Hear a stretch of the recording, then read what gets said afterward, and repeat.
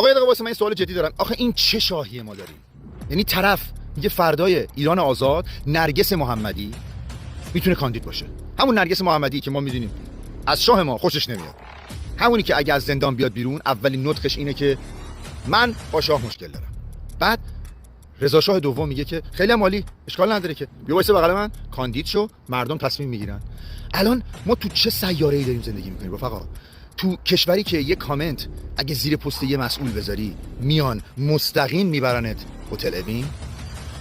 اون وقت یکی که قرار بوده شاه باشه میگه حتی مخالف من حق داره بیاد رأی مردم رو جمع کنه. ببخشید این دیگه دموکراسی نیست. اینو باید تو فرهنگ لغت فارسی یه چیز جدید تعریف کنن.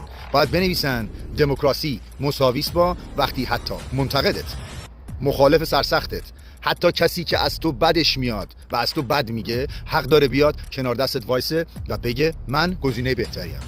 یعنی یه جایی از تاریخ وایسادیم که باید اصلا همه چیز از نو نوشته بشه، کلمه ها رو باید از اول معنی کنیم. شاید فردا تو فرهنگستان لغت فارسی بنویسیم دموکراسی یعنی رجوع شود به مدل پیشنهادی رضا شاه دوم. خیلی هم خوب.